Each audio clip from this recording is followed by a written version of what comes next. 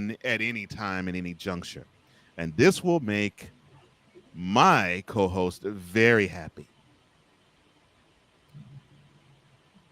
Even after Florida's late season surge in 2024, Billy Napier needed a strong encore while navigating another brutal schedule to secure his long-term future as Decatur's head coach. And after a slow start to this season that featured losses to LSU, Miami, and South Florida, Napier couldn't dig himself out of the canyon this time. And after the victory on Saturday, he was fired on Sunday. For the fifth time since Urban Meyer retired in December 2010, Florida is seeking for a new head football coach.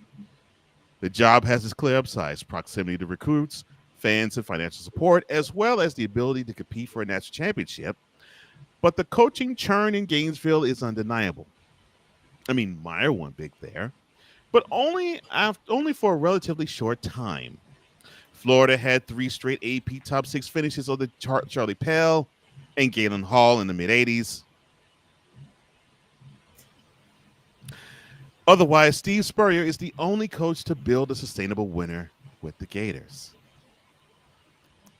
Now, athletic director Scott Strickland received a contract extension later this summer. He will be selecting his 3rd football coach in his time and stint there.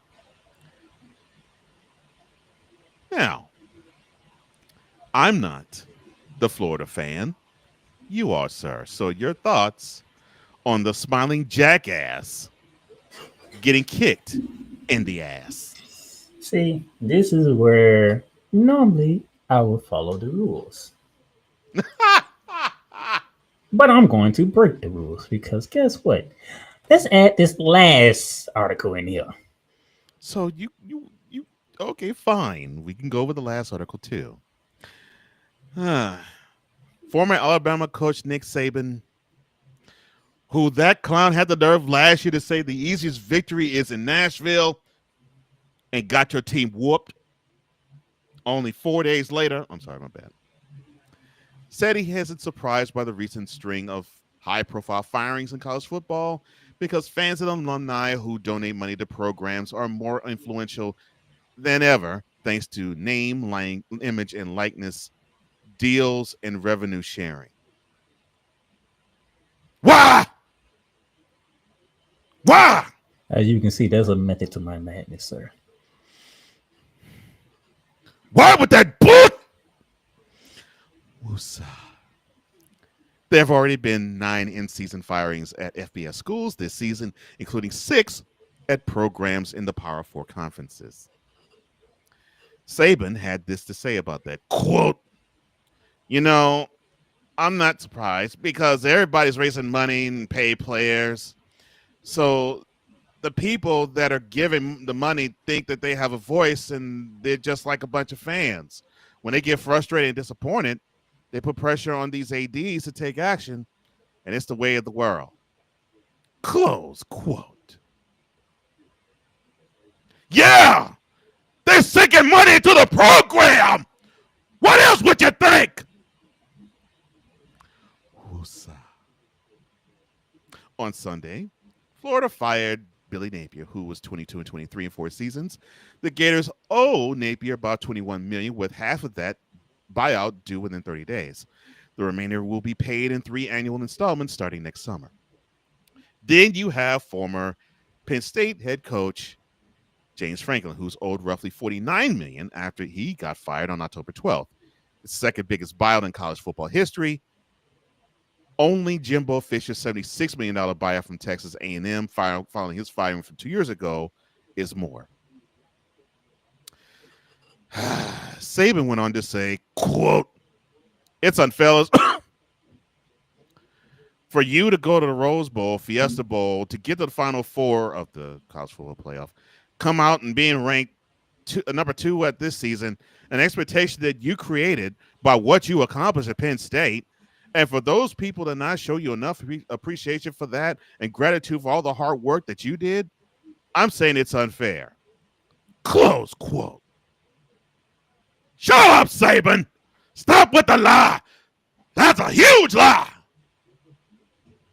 I'm sorry. Woosah. This article pisses me off. Like I said, that's a method to my madness. I know there's a method to your madness.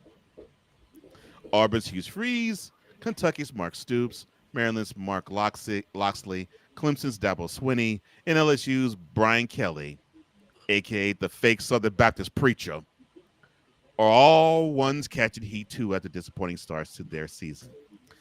All right, sir, I will turn the floor over to you. The fact that the smiling jackass is included in this, along with James Franklin and others who were either warning or begging, in Hughes Freeze's case, for votes of confidence. Your thoughts?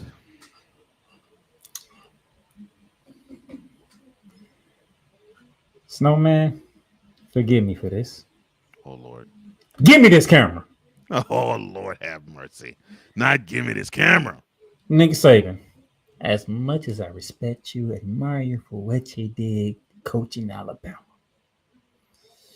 James Franklin was the head coach for the Penn State Nittany Lions for how many years, Coach Johnson? At least 13, 14. How many Big Ten titles he won?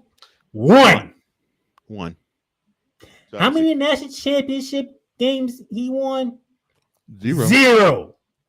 How many national championship games has he been to? Zero.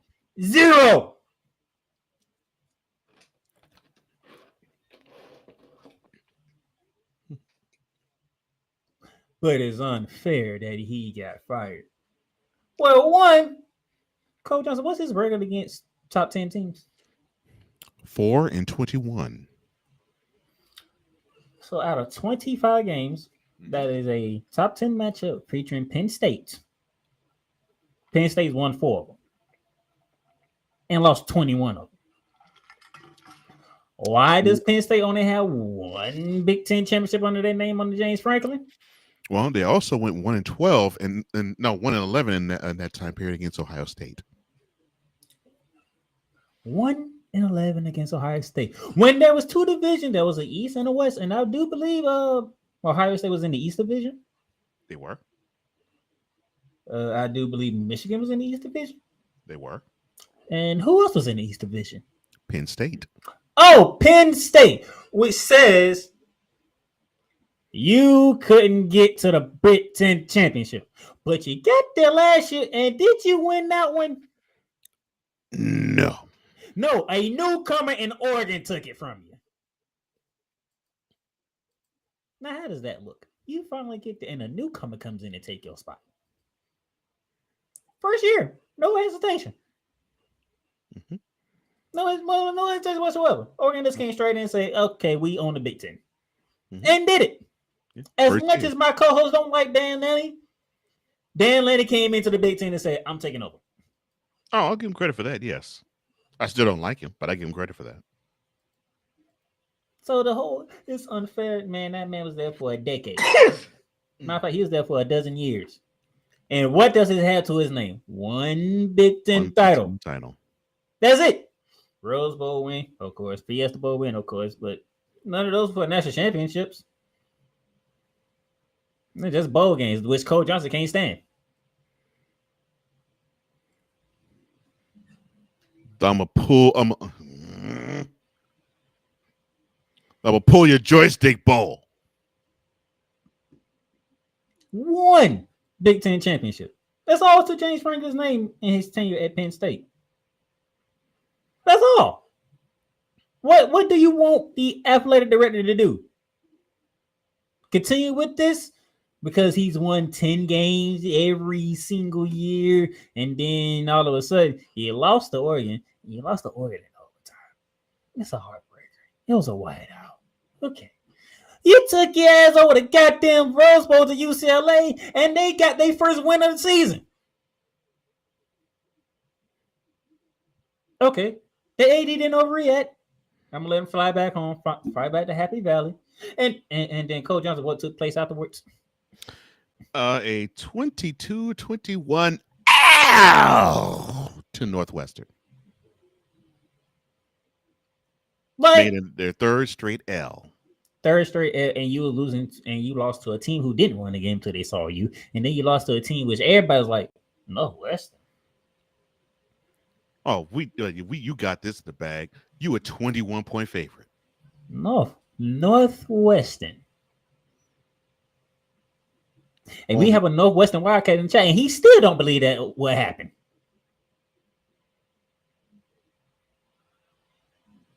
I got ran through.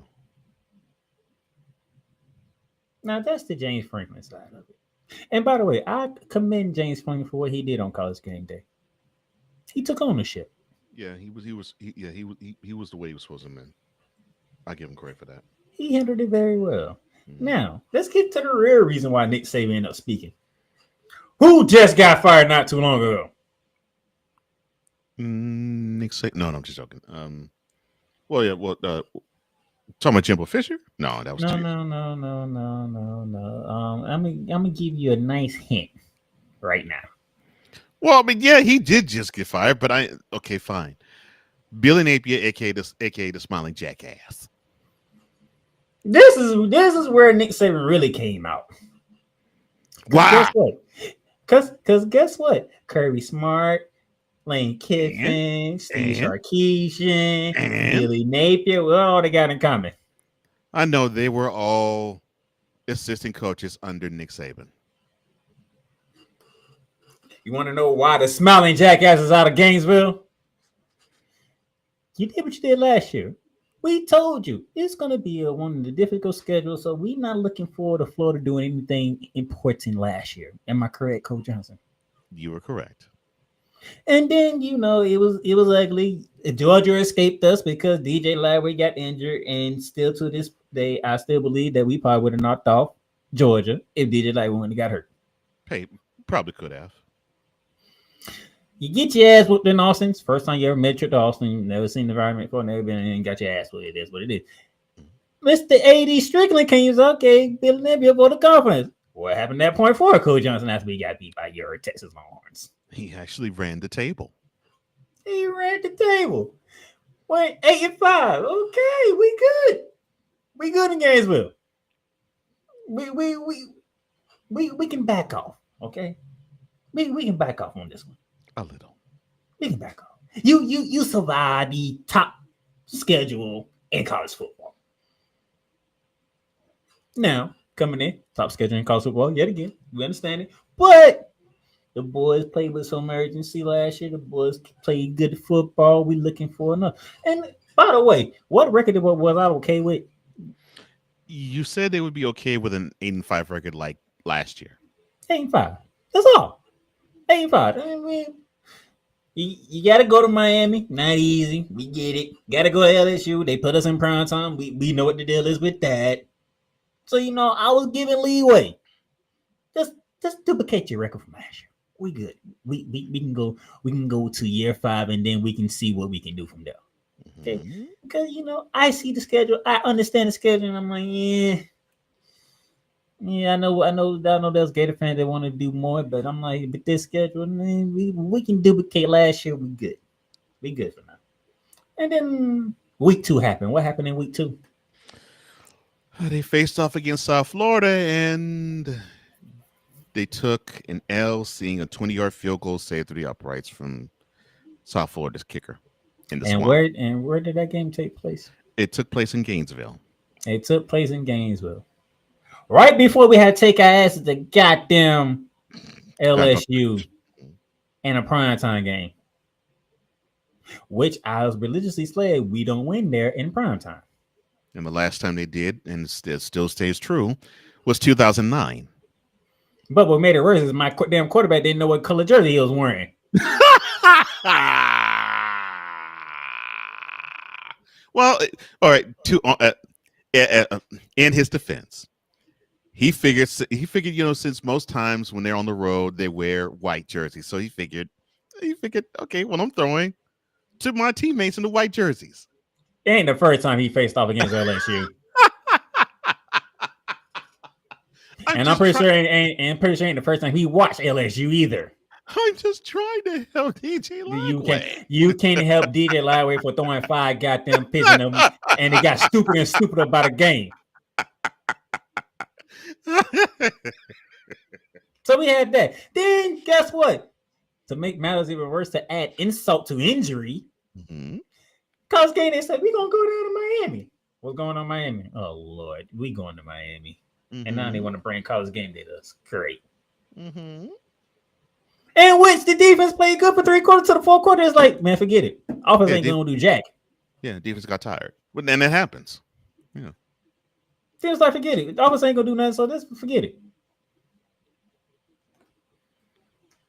And then you come home after your bye week and you made Cole Johnson's blood pressure go up because of what happened in the swamp.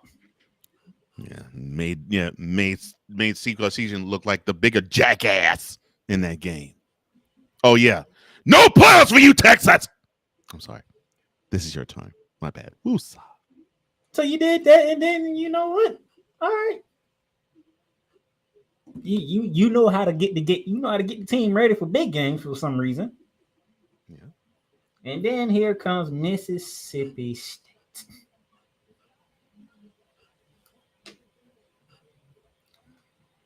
But they beat Mississippi State. Because the surprise move to drop the defensive lineman in the path of the passer for the interception. When Mississippi State had the game won. Why did Mississippi State have the game won, Mr. Playmaker? Because Billy Napier jackass behind. Seems like he don't know what to do with his quarterback on the offensive end. And by the way, that article that you read about AD Strickland, part of what he said was he was trying to get Billy Napier to give up play calling, and Billy Napier won't give up play calling. So the anemia offense that you kept seeing Coach Johnson is because Billy Napier kept calling damn plays.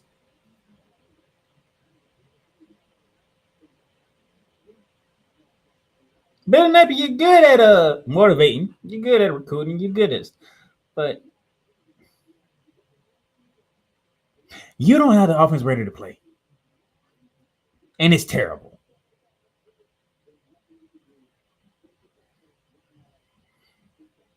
Like, we had a 13-7 lead going to the fourth quarter, and we survived because the offense couldn't do jack in the fourth quarter. Turn the ball over, just give it them more possessions. So what is so hard? If you was under the Nick Saban tree, right? And Coach Johnson, what was Nick Saban as a head coach? Wait, say that question again. What was Nick Saban as a head coach? Um, Fiery, demanding, irascible, and was fiercely protective of his program. Correct. But there was one word I was looking for in particular. What? Manager. Well, yeah, that too. Steve Sarkisian, Lane Kiffin, his offensive coordinators. Kirby Smart was his defensive coordinator. He didn't need to call plays. He didn't need to do nothing. He just need to make sure. Are y'all doing your job? Are y'all doing what y'all need to do for this team to be prepared for the week? But Ben Napier, he wanted to call his own plays. He wanted to do this and that, knowing that the offense did not look good. So Nick Saban, because that's one of your guys who got fired, you felt some type of way. But if the AD is giving him a way out and he don't take it, what you want him to do? Take the NIL deal? Strickland literally said, get your offensive coordinator, give up play calling, just manage the team because you're great at managing.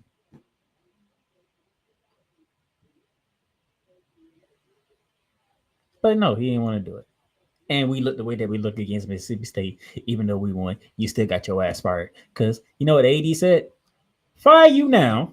That way our team has a week to, get in their feelings and then get over it. Because when Monday hits, We'll be focused on Georgia. it's Georgia week. So Nick Saban, do me a favor. Don't do that. Your man had 4 years. 4 years. And he did not have the offense the way he's supposed to have the offense looking. He got what he deserved. He got what he deserved? That's harsh.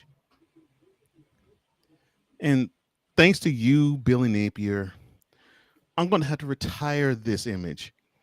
I hate this. And I didn't even use it once to tease Playmaker with it. I actually used it to defend you. But, well, you did what smiling jackasses do. Look like a jackass, and now you're no longer there. Poor smiling jackass. Oh, well. What pissed me off about that, though, was seeing Nick Saban want to go to town and throw name, image, and likeness in there as the fault of having this happen. I'm like, that has nothing to do with these coaches getting the pink slip. None, zilch, zero. Lord have mercy. Now you know why I told you to lead everything off. Yes, I did.